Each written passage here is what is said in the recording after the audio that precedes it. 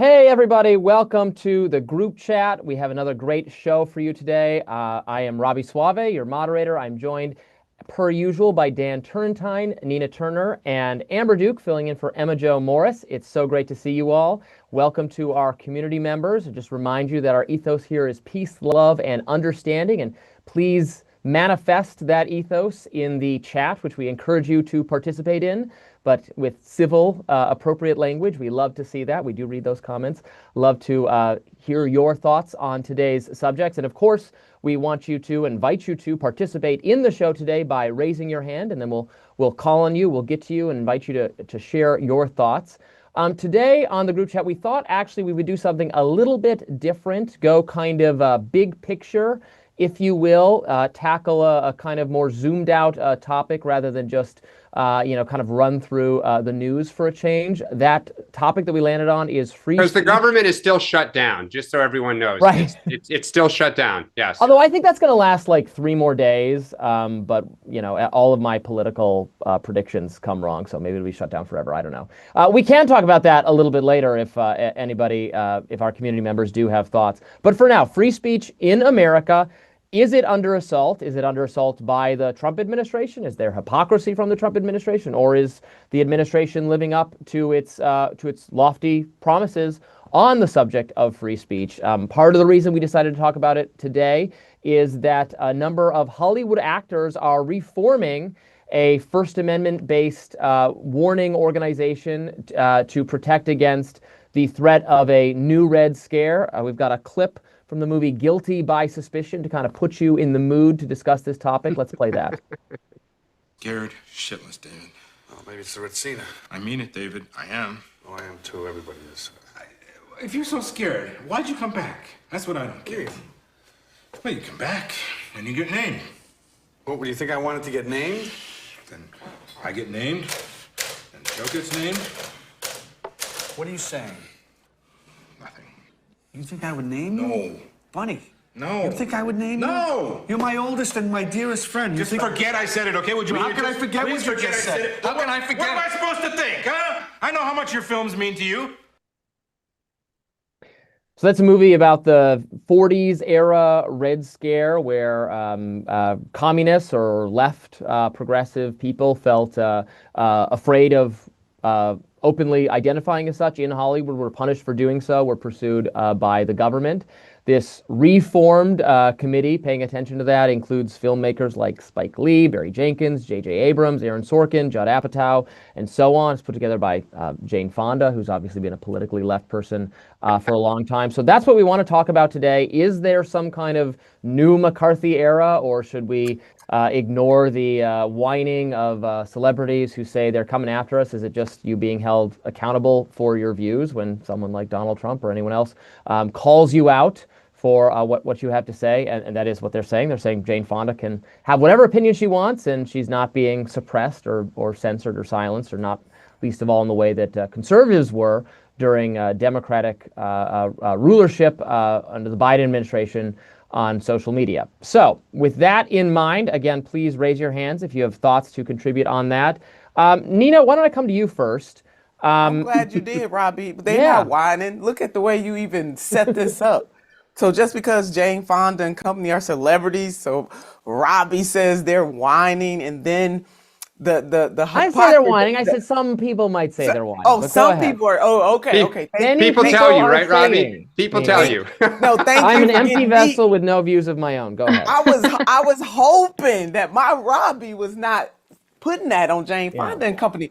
But this is the thing. The nerve of the Trump administration to say she's free to say whatever she wants, as if they get to see there's some petty in that, because they're also intimating that they get to decide that she is free to say and do whatever she wants, instead of the United States Constitution making that very clear that we have free speech in the United States of America. Now, in terms of the hypocrisy, always there's political hypocrisy.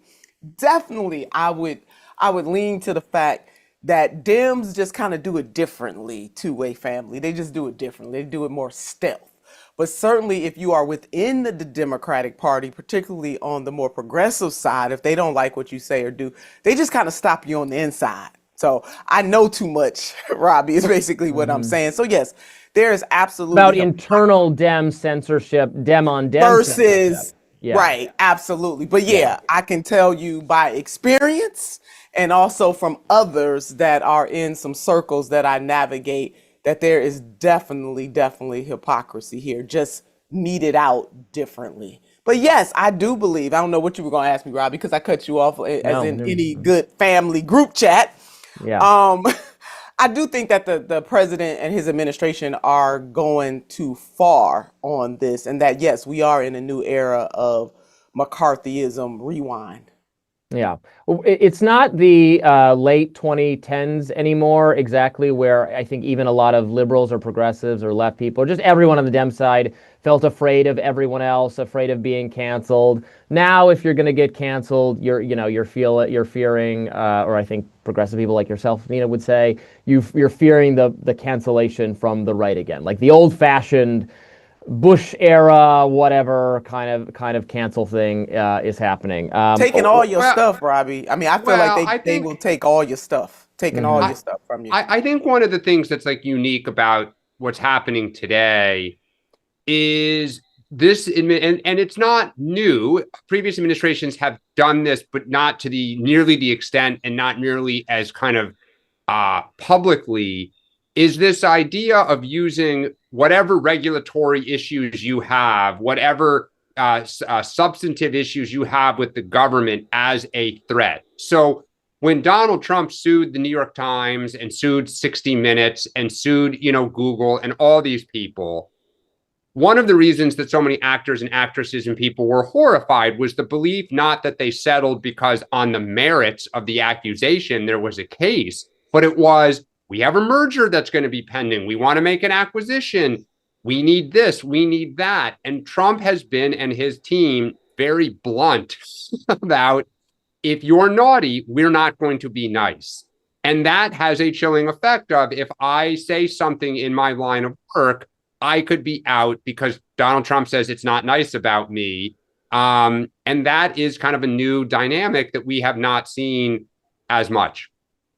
Amber, I hear a lot of conservatives saying, well, we're playing by no more playing by two different sets of rules. Why don't you pick up the strand from there?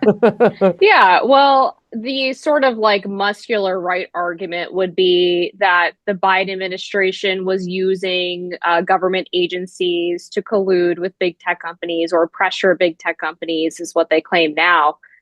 Meaning the big tech leaders that's what they claim now, to push them to censor political opinions that were not perhaps convenient to whatever policies the Biden admin was pushing, whether that was things like vaccine mandates or mask mandates, certainly a lot of COVID era policies, or even things related to election integrity. Like they would reach out to people at X and Facebook from this DHS group, flagging, they would call it, oh, we're just flagging this for you. But of course, the deeper insinuation, the darker insinuation is, well, if you don't, you're going to be the subject of intense government regulation. And so I think the right feels that the left has not atoned enough for that pressure that was coming from the government, that they have not demonstrated a willingness to drop their weaponry, so to speak. And the right wants them to feel the pain of perhaps of what that type of censorship feels like. Well, and I think that's why, like, it's hard for the Democratic Party to take advantage of this right now. I mean, you need time because, Amber, you're right. There's so many instances of where Democrats kind of overreach that I think in the long run, if Trump keeps this up at the pace and the scale that he's doing it, there will be blowback. Just like, Republicans in 2010 became deficit hawks again after spending so much in the Bush era. You just give it a few years, you get some new members in, and they're like, well, I wasn't here when that happened. I'm new, and this is outrageous. And I think Trump's got to be careful, Republicans do, that they don't become known as the party of cancel culture the way we did and paid a price for it. And we did see the pushback. I don't think they care. We did see the pushback against Pam Bondi for Yeah. using the term hate Yeah. speech, right? Well, and Because even Brendan Carr got some pushback from Ted Cruz and others right, saying, because like the people and guy, a lot but of that was not good. and a lot of people think that the FCC, if they had stayed out of it, it's quite possible that Sinclair and Nexstar would have taken this position of pulling Jimmy Kimmel off the air anyway, and there wouldn't have been this cloud of, well, it's only because the FCC was insinuating that they were going to do something if they didn't. Nina, were you about to say that no one cares about hypocrisy, actually? Because I think I agree with you if that's what you're about to say. Yeah, I was, Robbie. I agree side. too. Which is unfortunate. There's more. I know I can't motivate anyone with those kinds of arguments. Be like, but if you support less government here, shouldn't you support it here, or vice versa, or whatever? People are just like, well, I support that and don't support that, and it's not it's a kind of a fundamental part of my own ideological underpinnings, or how I came to libertarianism, or how a lot of people come to libertarianism, is saying, well, I'm trying to make all my my dislike of government more consistent across the board.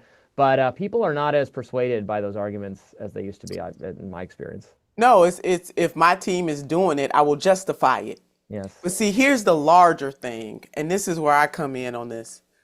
Both parties are complicit, but what makes this moment very reminiscent of McCarthyism is the ability of the federal government or any level of government to insert itself in a way that it becomes a threat to a group of people or to individuals. And that is where all of us, no matter what our political affiliations, in my opinion, should draw the line. The government should not be a bully in that way. And so whenever either party is eroding the basic tenets of freedom of speech, that is absolutely problematic. And so there's a larger thing here that President Trump's administration has been very open about. We coming for you if. Well, no, there should be no coming for you if, because it's the United States of America, and the freedom of speech is supposed to be, I mean, it's in the Constitution, unless we get the states to rescind that, which I wouldn't doubt that this president would try, then that is still within the Constitution. So to me, that's what makes this more chilling. But no, both sides do it to a degree. And if you have staunch people on your side, which all politicians do, I have people on my side. It doesn't matter what I do or say, they're going to be with me.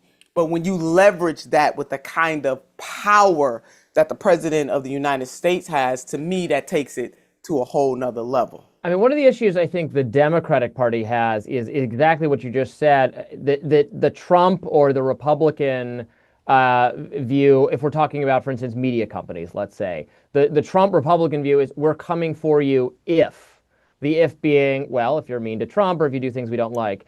The Democratic Party, I mean, I know this isn't everyone, but because it has a much more robust kind of antitrust, break up big tech, break up corporations attitude, it's almost like, well, their message is we're coming for you regardless. So you could see why the media company will in a long enough time frame decide it is much safer to just not go for Trump and play ball, and we'll get ourselves, as much as we don't like having to donate $20 million to the White House ballroom, better that than have our company broken up into a million tiny pieces, which I think that's a Democratic problem. But well, I think the other place that you got to look with this whole thing is what's going on or attempting to go on at the Department of Defense. Where you literally have them saying you can't report anything that isn't officially approved, and you have to sign non-disclosure agreements, which is creating a legal avenue to pursue people. To me, that is horrifying. I mean, some of the greatest things about this country is that our the Department of War, Dan. Yeah, so that's right. That's right. Let's get it straight. And unless you can do 8,000 push-ups in one sitting, exactly. You're not allowed to say anything about Pete Hegseth. Exactly. Right. So yeah, right. Other than that, you're good. I mean, to me, that's where it's getting carried away, and it's just it's ridiculous. I mean, and that is un-American. I think it's great that they had the Pentagon Papers. I think it's great that our press has uncovered corruption, whether it's for us or others or on, local government. The idea, because if they got away with this, everyone would do it. Well, but the press had to fight for those things, right? The press did not enjoy the government's permission and help in doing that reporting. I mean, the press is still free to pursue those kinds of stories. They should not, they're not going to expect buy-in from the Trump administration, just as Well, no, but I mean, what But they're will attempting they to, though? I mean, the correct. question becomes if the president leverages his power in the way that he does, which we saw happen with the FCC and St. Clair. And oh, by the way, all of a sudden St. Clair wakes up and they're airing Jimmy Kimmel. But I'm gonna put that in the parking lot for now. The use of power in this way makes the fourth estate not as effective unless you have people within the fourth estate that says that they will be courageous regardless and let the chips fall where they may. I mean, Amber, is it that, or is it, media not having, deservedly probably not having the kind of credibility it had in the era of a Pentagon Papers or a what have you? Yeah, I mean, there was a poll that came out this week that found trust in media is now at 8% for legacy media. Another Right, I historic think that low. was It's like framed every at time more now it's a people new historic would low. eat gas station sushi than trust the media is one framing I think I saw for that. Yeah, that's kind of how I feel, honestly. They right there with Congress. They right Yeah, there with the Congress. exactly.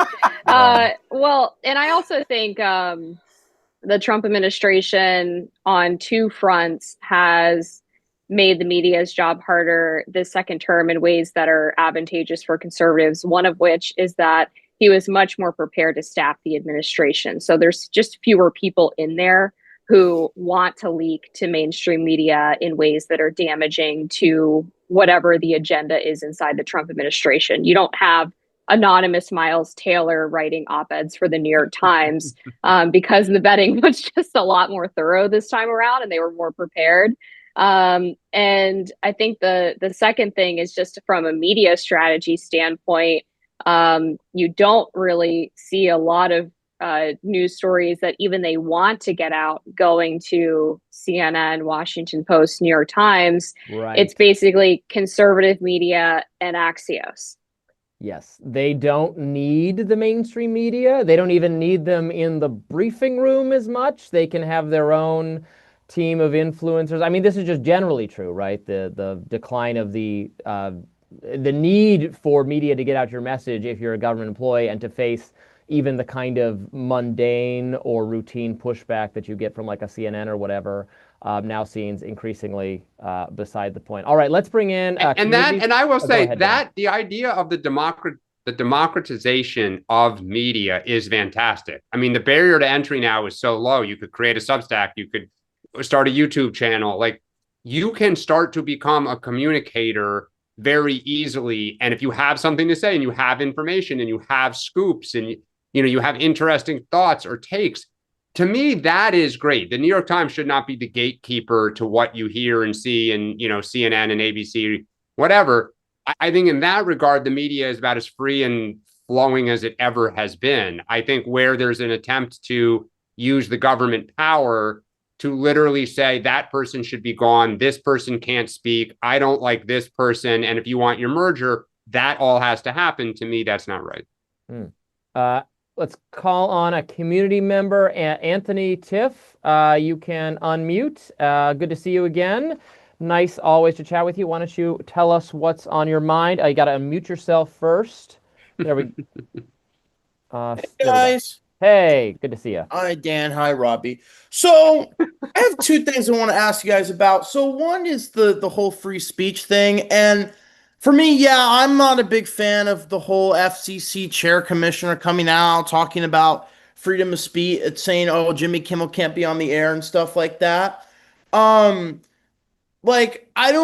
do think that when Trump, it's blatant hypocrisy in my mind.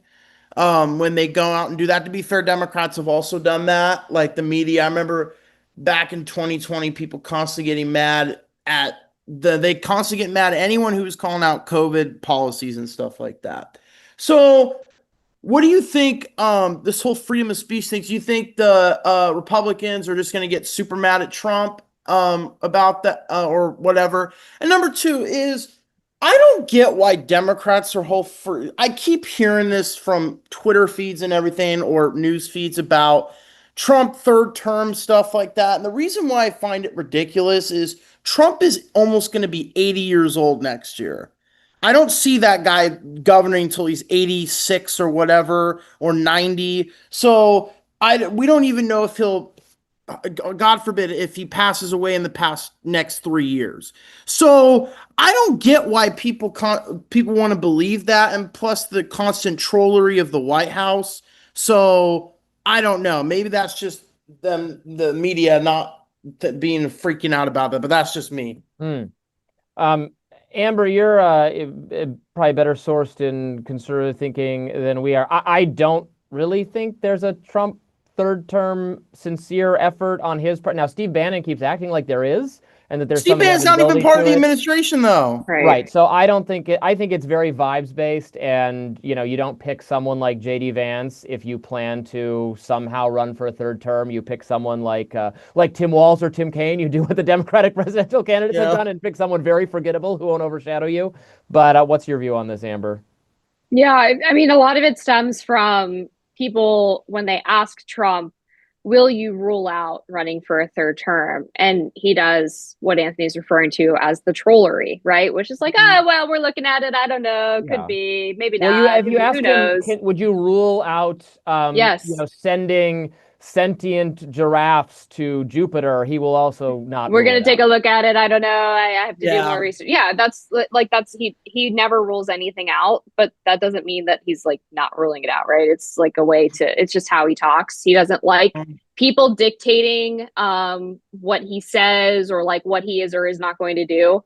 I have not heard anything from anybody besides Steve Bannon that they want or think Trump should run for a third term. I don't think a guy who's 70, 80 years old, like if I was Donald Trump, I don't think I would even want to govern until I'm 86. I don't think. Oh, Anthony, but yeah, baby, I think he would. President Donald J. Trump I think he would if he could. in his own immortality and his greatness. Just ask him, and is probably trying to work out a deal right now where age is really truly nothing but a number. Just ask him. The president. Well, hey, I don't know. To be fair, Nina, he doesn't look like he's aged that much in the past 10 years. So I don't know. I will all say right, Anthony. Okay, he is physically slowing down. I mean, he's definitely physically slowing down. Yeah, I mean, you can see him a little bit of and there are reports that one of the reasons he keeps doing press conferences behind his desk is he does have trouble standing for long periods of time now. And I think it's one of the reasons he made the whole speech about going downstairs. You can see him now when he goes up and down. He's much more ginger. It's a little harder for him. I mean, again, he's almost 80 years old. Like, I'll just say if he ran, I think it'd be hilarious if people started saying Barack Obama was going to run again. Like, Bill Clinton, like, just start it up. Like, they're all going to just, be a great primary, right? But I don't know. So he has said since those initial questions about it that he's not doing it. And he also has effectively passed the torch, not specifically just to JD Vance, though. He's also brought Marco Rubio up in that conversation. And whenever he is asked about, who his successor would be, he usually mentions those two names. So to me, that's like pretty clear indication he's not gonna try to do it again. But doesn't the president reserve the right, especially this president, he reserves the right to change his mind at any time. I can guarantee you he will change his mind on this. Yeah. Thank you so much, Anthony. I mean, there is the constitutional issue that it's a little ambiguous. just a little thing called the Constitution. We will never. I mean, we will never let the Constitution stand in the way of our goals. I don't know. I think the Supreme Court would say. Well, then AOC can run for like 5 terms. I don't know what the Supreme Court would say on this. Yeah. Well, I mean, we literally don't know because there's slight ambiguity in the language about whether you could have to be elected. Like, could he run as the VP and then the president was? I mean, it gets. Robby, are you advising the president on the DL on the down low? How you would go about doing it? I mean, they all want to stay in office forever. I mean, we can't say, oh, he's too old or he's too frail. Dianne Feinstein died in the chair. Chuck Grassley's 90 something. Which was a shame that the Democrat. That was elder abuse. However, Robby, there are no term limits for the members of Congress. Right. There are term limits for the president of the United States of America who has flirted with just rejecting the Constitution. They think you know what? Actually, I have an interesting. They should still serve. I have an interesting question for you, Nina. Like on that front, what do you make of all this talk about certain Democratic members stepping down, or that they should? Like Eleanor Holmes Norton others. She's Some a CBC fossil. I members. can't believe Well, she no, wants but to like, go for it. what do Oh you my make of that? God. It's a painful conversation within the caucus about whether these members should, after Feinstein, after others, like they need to go. You know what, Dan, life makes hypocrites of us all at some point. I feel torn about it. On one hand, you have people like Senator Bernard Sanders, Yeah. where's Anthony? I don't know where Anthony at down here. It's shown no signs, other than his birthday. So people age differently since all of us are getting older by the day. If you're 2 years old, tomorrow you're a little older. So age is something we all have in common. There are generations ahead of us and generations behind us. I feel torn about just pushing somebody out just because of age. On the other hand, there comes a point, for the love of God. There's a generation after the boomers, the Gen Xers in particular, who've been just totally overshadowed by these folks because they don't know when to go into elders or into being an advisor or having a different role, not pushing you out, but would you take a different role so that another generation can get a chance? So that's what I mean by that, Dan. I'm probably not even answering your question. I'm torn about Do you it. think we should have term limits in the caucus for like ranking members and chairs? Because now that might, Republicans do. Yeah. That might be a way to address that because I'm not for ageism. I'm not for it because there's going to be a generation that comes before all of us that's going to say, get the hell out of here. You know what I mean? Yeah. Well, and Nina, you raised an important point about Bernie Sanders because it's not just age, right? Like everybody ages differently. Yeah. And so it's like the Democrats and like the establishment during the previous campaign were talking about, Trump and Biden are so close in age. And it's like, well, the question isn't really Biden's age. The age is a stand-in for the physical cognitive decline that we see. That's right. And he should not be mocked for it. Anybody, even if people who want to mock President Trump because they don't agree with his politics, I'm not for that because I'm not for ageism. Mm-hmm. But what I am for is a realization that what we're saying right now, Amber, is that people age differently. And then whether or not an onus should be on an older generation of people in any profession, but especially in politics, to say, let me take a different role instead of just straight up robbing a whole nother generation. Gen X was robbed by these people, just straight up. One of the things that was like, I mean, both when I was a chief of staff and when I was a lobbyist and spent a lot of time on Capitol Hill was just like, if the public knew how much some of these members have slowed down and how little they actually control their office, how little they're kind of aware of what's happening, the staff run the office. Like and in fact, they're invested in this remaining because everybody's in on the joke. Everybody knows the chief of staff, the legislative director is the power. They make the decision for the member. Like, sir, ma'am, you will vote yes or no. And some of these members are so confused. They've declined so much that they literally are kind of wheeled out and like their finger on the button. Yeah.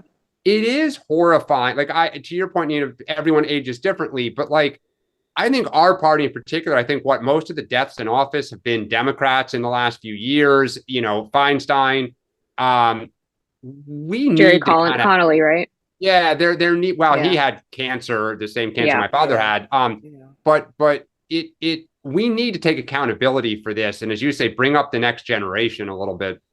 I would love to know from my colleagues and maybe from some of our members too.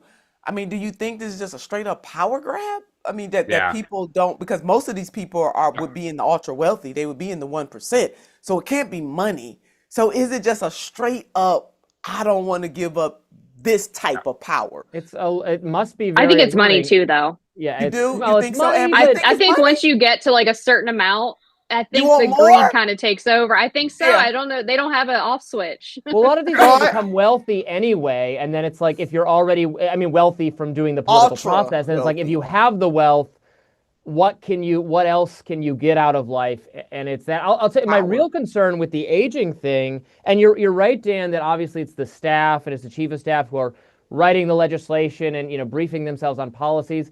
But I think that it is, the member or the senator asking questions at hearings. I know they're being briefed by their people, but they have to understand the question they're asking. And we're at an age a time where tech-related issues are the most, in my view, the most important issues we're facing. We need Congress to craft serious regulations pertaining to AI, international competition on tech. This is the fundamental, important issues of our time that will like affect the human race. And the thing we know about old people, we love our grandparents. They're less likely to intuitively grasp. I mean, I don't even intuitively grasp some of these things. These are difficult. New technology is something that is difficult to understand.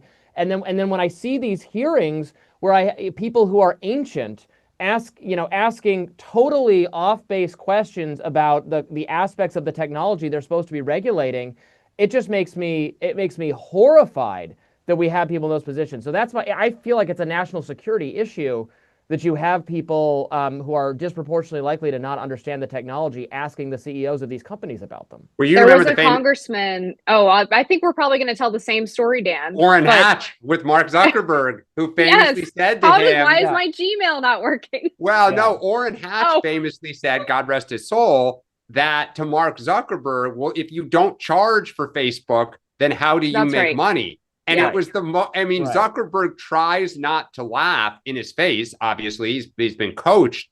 But I think part of it too is they have, if you're a senator, you have like 70 staff. Every door is open for you. You have people who run around, they pick up your laundry, like they do everything. I think for some of these members, it's like, I don't want to go back to being just a regular person and like have to get my own, restaurant reservations and like not have people come around and tell me how great I am. Like they're addicted to it. Yeah, no, you're right, Dan. I wasn't on the federal level, but certainly I enjoyed staffing as a senator from the great state of Ohio, no doubt about it. And it does become part of your routine. Now, I'm fortunate enough, I still have a team, So what I am saying is that they have enough money and wealth to get a different type of team. It doesn't have to be a team that's paid for by taxpayers' dollars, because they have such a status and they are in a club where so few people get to make it, that there are always going to be people out there who want to be in service to them. And I'm not saying go away. I really hate the part about American culture that throws away elders. I am in no way saying that, because if I'm blessed, or any of us, because there's only two ways out of here, folks. Ain't nobody getting out of here alive, okay? Just in case you don't know that. And either you die young or you aging differently, as Amber and I have laid out. However, when you breathe that rare air, you are so right, Dan, it's hard to give it up. But I'm saying they don't have to give it up. It should just transform or present itself in a different way. Does that, colleagues, is that making sense a little bit? Yeah. Well, we can be but Robby just saying kick the old people out. Robbie, is that what you're saying, Robbie? We have a lot of hands going up here. Robbie, is that what you're Robbie saying? hates old people. Let's get to a community. Well, I'm just saying they shouldn't have power over us, not that they should be, that they should be killed or something. All right, let's. I think Rebecca has been waiting a long while. Rebecca, community member Rebecca, thanks for joining us. Come on up, unmute yourself, and let us know what's on your mind. Still muted. By the way, I get motion sick when people do this. We need you to unmute. There we go. Yeah, that's it. Go ahead.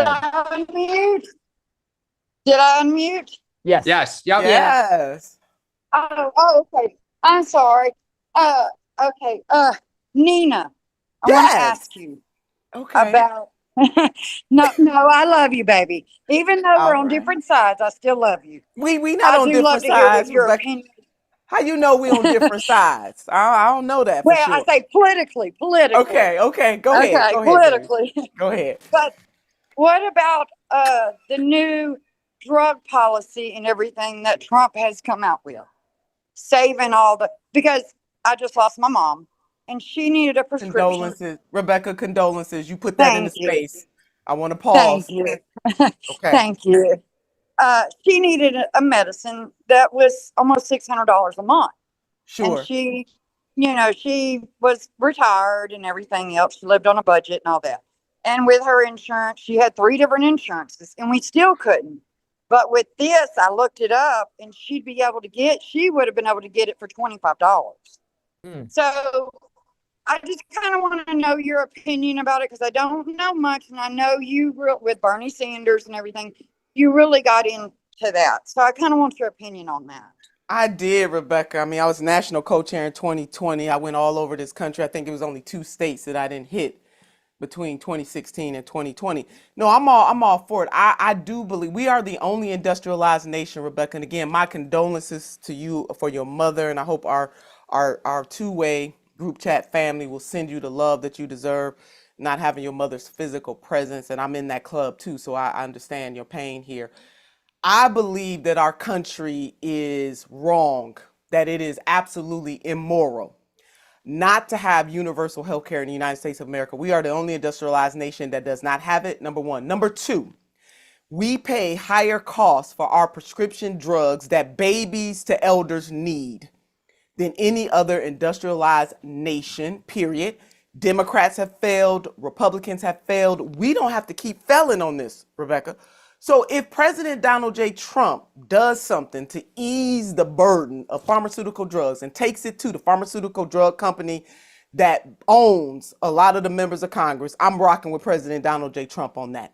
If, for example, as the Republicans are out there saying that Democrats want to have health care for illegal immigrants, okay, which I'll call undocumented folks, hey, Mr. President, I see you, baby. I see you. How about we just have universal health care for all Americans? Let's just go and do that. America first. So, Rebecca, if this president, I always say 99% of what this president has done thus far, I don't agree with, but I'm telling you, Rebecca, if President Donald J. Trump does something like Medicare for all or like using his chutzpah to take it to the pharmaceutical industry who is ripping off the American people, baby, I'm with him. I'm with him, Rebecca, because it's a shame. I think the thing that's so remarkable. Have to fear not having health care, and they definitely should not have to fear not getting the medicines that their doctors say that they need to live. Like people putting, for example, Rebecca, putting insulin on a credit card or doling out their insulin medicine so it can last. Something is wrong with that. So now if we got money for war, if we got money to ship over to other nations, then baby, we got to have some money to have some universal health care. And President Donald J. Trump should do what no other president has done heretofore and let these folks know he ain't playing with them and they will not be able to run roughshod over the American people for their pharmaceutical drugs, Rebecca. That's where I'm rocking, baby. So we together on this, Rebecca. Trust me. Yeah, you were going to say something, Dan? Well, I was going to say, I think this is just one of those, many instances where Donald Trump is just a norm buster. I mean, Democrats talked about a version of this for years and were savagely attacked by Republicans that you couldn't do this. It was violating the free market. This is what, is done in socialist and communist countries. And, classic Trump, he doesn't care what anyone says. He knows Israel is not a communist country and they have universal health care. I don't think, okay, in this, the Pfizer announcement, I don't think, I'm a big fan of the free market, as you know. I don't think it violates the free, if the government is paying for drugs because we have a quasi government runs it. It's not entirely government run. It's just actually maybe just the worst of both worlds, the worst system ever devised. But if the government is buying the drugs, and the drug company just says, okay, they cost $1 trillion, and then the government's just like, okay, we're going to pay $1 trillion. That's obviously doesn't make any sense. It's not really a free market thing. So I have no problem with the government saying to the drug company, you got to charge us less for these drugs. I don't think. Why are they charging us more than they would charge a Canada, for example? Yeah. That's been proven. I can fix that overnight because the FDA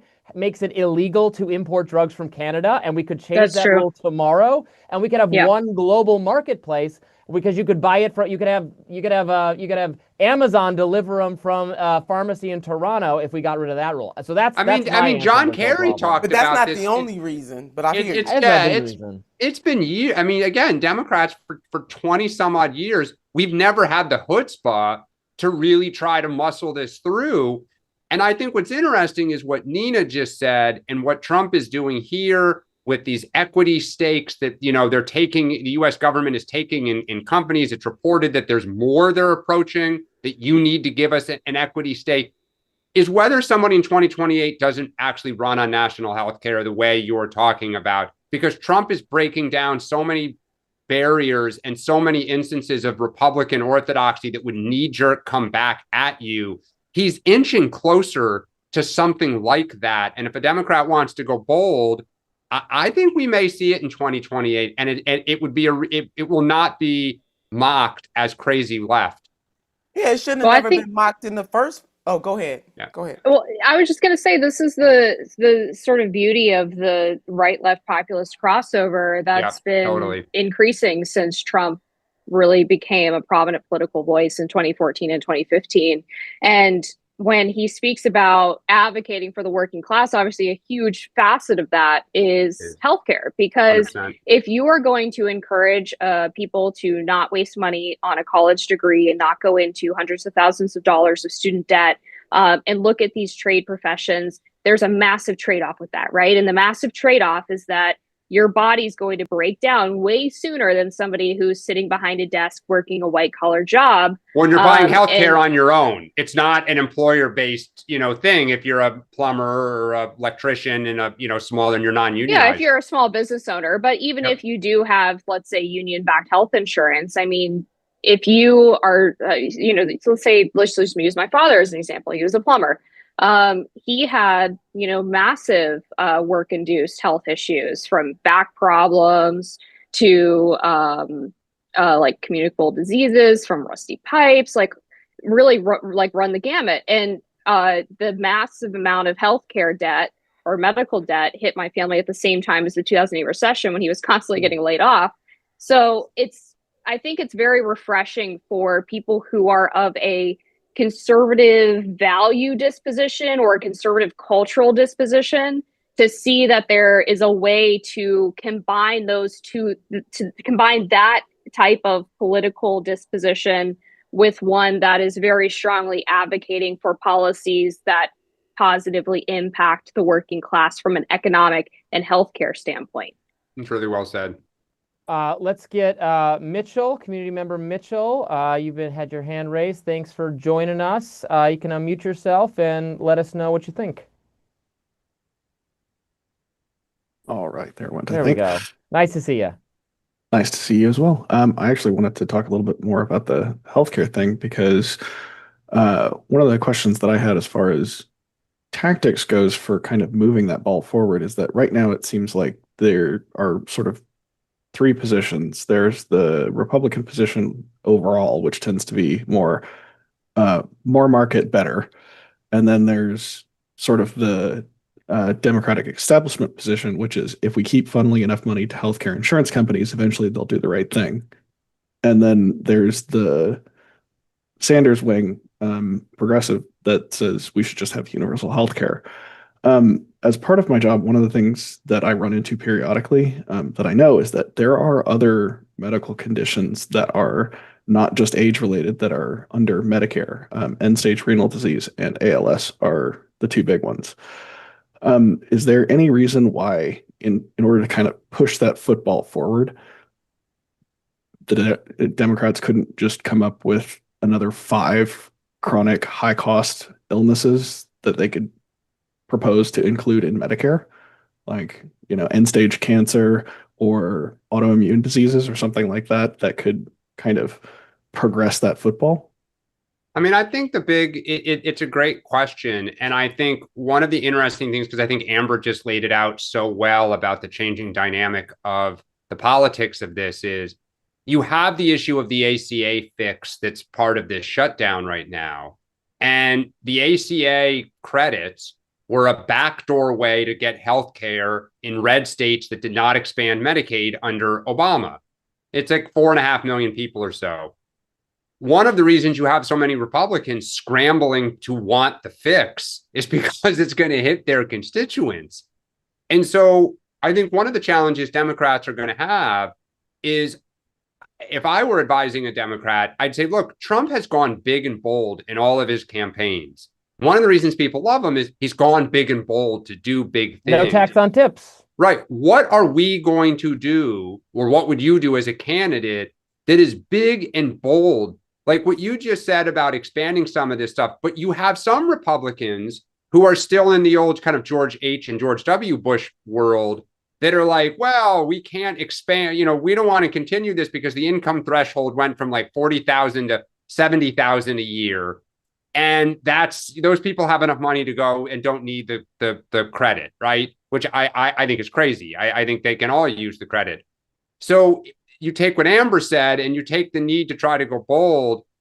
It's a great point you make. Nina, do you think do progressive people hold a positive view of the Affordable Care Act? Because sometimes I see tweets from my more left-leaning Twitter kind of mutuals, and I've been a little bit surprised by it sometimes. But I've seen tweets from more left people being like, "Yeah, we should scrap the whole thing. It was not the right way to go." Is there like a split on? This is a genuine question. Few things I don't exactly know where the left stands on, and this is one of them. Is there like a debate on whether it was good or what should be done, that kind of thing? You hold on, Robbie. I'm about to get on this line so I can get permission to speak for all progressives. Hold on. I got permission. Okay, yes. According to all progressives. No, seriously. No, there is a split on it because some of us feel as though President Obama should have went farther and he should have went bolder on it. There were some positive things to it, but to the point, where did our guy, who was on the, who just was talking? That was Mitchell. Mitchell. To Mitchell's point about the 3 different buckets, I think Mitchell was onto something when he says that the Democrats try to allow insurance, the insurance companies will do the right thing. The ACA is partly giving insurance companies more money and more leeway. It was not necessarily a universal health care plan that people who are really progressive and who are, let me just not even say people who are really progressive, because I want to absorb what Amber said. People who really believe that the government should take on a bigger role in healthcare and not just prop up insurance companies.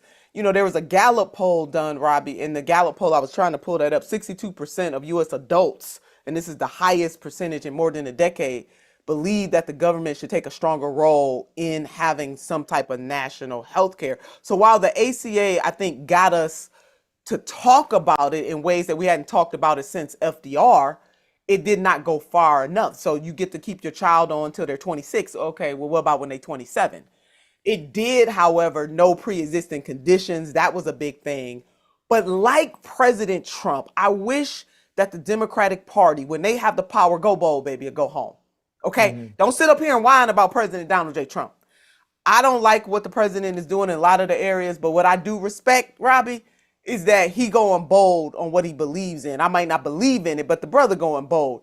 And the Democrats lack the moral clarity, the intestinal fortitude, the ovarian audacity to say that we should have universal health care in the United States country. We pay more.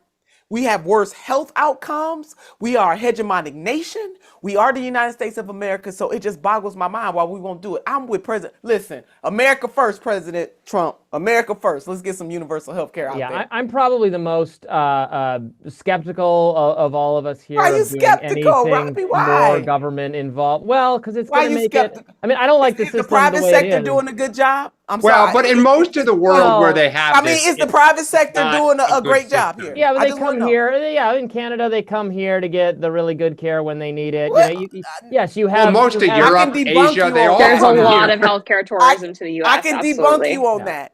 All I'm asking you can't. is the private sector the standard? What do you mean? I'll tell you what is the standard. As a rule, we have the best hospitals. The best hospitals, the best innovation. Our research, our hospitals are the best in the world, which is why, as Amber just said, there's so much healthcare tourism to this country. Now, it's all rich people, or primarily rich people, and that inequity is the problem.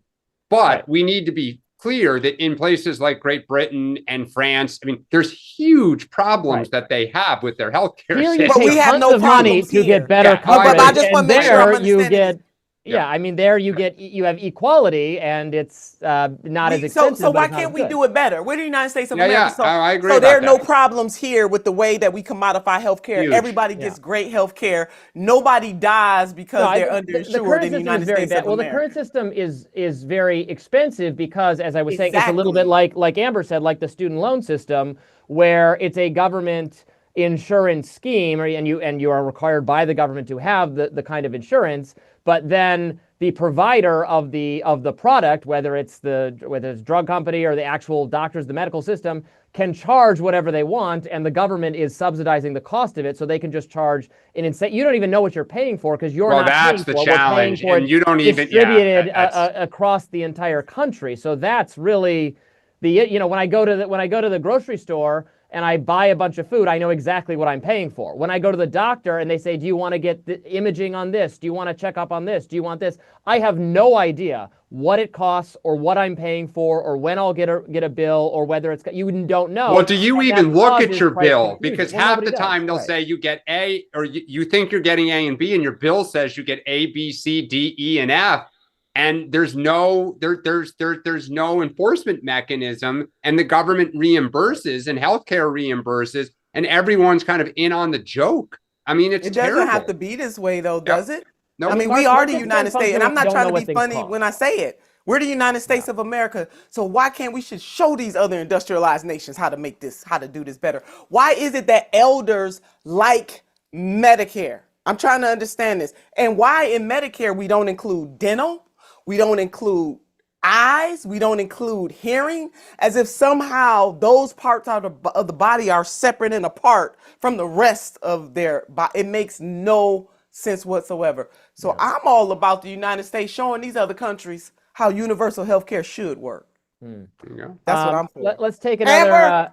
Amber, join me on that. Look, okay, so I will raise one of my concerns with universal health care because I'm not a healthcare expert. I'm open to the I'm open to the idea. One of the reasons why we have an amazing research and development and hospital system in the US for emergency care, I'm just going to throw it out there. It's thanks to the Catholics. Right? I believe the first hospital in the US was started by the Catholics. I am slightly concerned about what too much government intervention does mean for religious providers of healthcare. There we go. That was something that came up during the ACA fight, right? Sure with the Little Sisters of the did. Poor.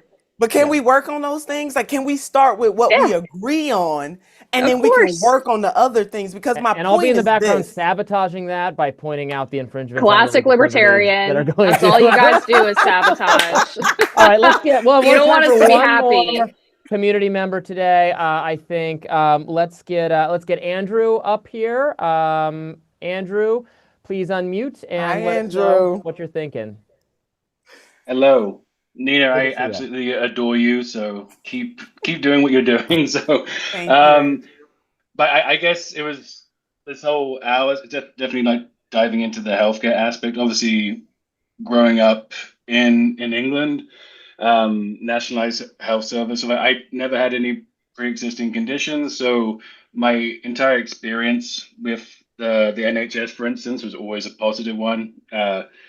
Coming to the US, it was completely different. I still don't know anything about deductibles. I don't understand why things come out of my paycheck every month, and then I still have to pay more on top to go see the doctor. So but I understand that the model over here, where it's privatized, so obviously have to make money, and the standard of healthcare is far superior than anywhere else in the world. So you have to pay a premium for that. But the biggest issue I have on the healthcare aspect is people go to the hospital, go to doctors whenever they're at their lowest, their most vulnerable, and then you're worrying about getting a huge bill at the end. That should never be the case. It should be to me, it should be pay what you can. So if you can only pay a certain amount, it's a bit like in European countries where certain fines and I guess penalties are based on your income. So if people need the service, there has to be some compassion with regards to that. I don't understand the lack of it. But again, I do understand the business model at the same time. So I think there has to be some kind of in between. But I also did want to mention, about in terms of free speech. I feel like free speech is paramount. I always go back to Skokie in the 70s So at the Nazi rally, the ACLU, so like they defended their rights to march in Skokie, and I feel like that has to be the model. Even if you find people's opinions abhorrent, you still have to give them that right, that platform. But the one thing I don't enjoy nowadays is that people equate people. It has to be one side or the other. So you have people like that. I find people abhorrent, so like Alex Jones from InfoWars, Andrew Tate, but they put them in the same bracket as other people like a Charlie Kirk, who just wanted to promote sort of like his kind of like ideology and his message, which aren't nowhere near the same hatred, and the same thing on the left as well. So there needs to be some more common sense approach to what you can't just put people in the same bucket and just say it's the same. So that's kind of like my opinion on speech in general right now. I share, Andrew, some of your, obviously it's a truism to say I care about free speech, but I've written a lot about censorship issues, college campuses, social media, and there is kind of a thing that it's hard to avoid doing, or some people find hard to avoid doing, where you're not just saying, obviously, right, Alex Jones should be allowed to speak. I don't support his deplatforming. I don't support, state-sanctioned efforts to prevent him from speaking, but I don't have to celebrate him. I mean, I actually find him hilarious and like enjoy watching him because it's very funny, but it's not because I agree with him. And then there becomes this thing where you're like, we're a free speech, like, who are we celebrating in the free speech phase, a space where it seems like there's an endorsement going on? I see a little bit of that too much on the right. I don't know if it happens on the left too. Maybe it does, where you're like not just saying, and I support your rights the way the ACLU did back in the day, but also you could have a conversation with them, but you'd hope in the process of the conversation with Alex Jones, you'd say, well, do you really believe like that, I don't know, Jews control the weather or what? I don't know, that's not an Alex Jones belief, but that kind of thing. Or that the chemicals turn the frogs gay or whatever he's known for. I mean, Andrew, definitely the commodification of healthcare in the United States of America is cruel. And so for people who say, and most of the research and development is paid for with taxpayers' dollars. I have many doctors. Well, you know what I'd do with that there, Nina. Well, not I know all what of you it. would do, Robby, but can a sister get this out? Okay, I understand. You see Robby doing it again. He being a libertarian. But this is the point. The commodification of healthcare in the United States of America is cruel. Cobra, people can't afford. I was taking some notes, Andrew, while you were talking. Copays, deductibles, and premiums. Jesus, even when you got healthcare, you got to pay that. We don't have a healthcare system in the United States of America. We have a sick care system. And so, no, I'm not, I only play a doctor on TV. However, I was on the campaign with Senator Bernard Sanders twice. And I understand and have talked to people from all political ideologies across this country where health care or the sick care system is ruining them. Andrew, I agree with you that we need some compassion, and you can't be compassionate when you commodify health care. We need a different social contract. And I dare the United States of America, I dare President Donald J. Trump to show these other presidents how it's done. All right, let's get a final thoughts from Amber and then from Dan. Well, I was going to say I have another point that Nina and I are going to agree on, which is that we need to get private equity out of hospitals. Yes. Look, yes, Amber. Care outcomes go down, prices go up. They've been closing tons of hospitals because they're not profitable enough. Sorry, especially in the rural areas, Amber. In the rural areas, not acceptable to me. Not acceptable. Sorry, well, sorry. I've lost the ladies. Go ahead. I think the one problem the one problem that ties the two thoughts together is the one challenge with what Nina's talking about. And if you took out private equity, is who's paying for all of this? And private equity, as a rule, does try to seek efficiency and does try to trim fat and does try to make. Right. And so, I mean, I think that's the challenge is what do you do with rural hospitals that are never going to really make money, that are going to ultimately need to be subsidized? This is the Catholics stand. It's always the Catholics. Right. We subsidize encourage people to move. As a Catholic, I'm cool with that, but not everybody is, right? Yeah. Jesus. Mary and Joseph. All right. I think that does it for us today on the group chat. Thank you so much, everybody, for tuning in. That was really fun. We had a great conversation on a bunch of different subjects. Hope you Big enjoyed ups to Chelsea. our producer. Yes, our wonderful all-star producer, Chelsea, whom we love. We love the two-way platform. We love getting your feedback and your input, and we'll be back next week, Thursday, same time, 4 p.m., for more great discussions. See you then.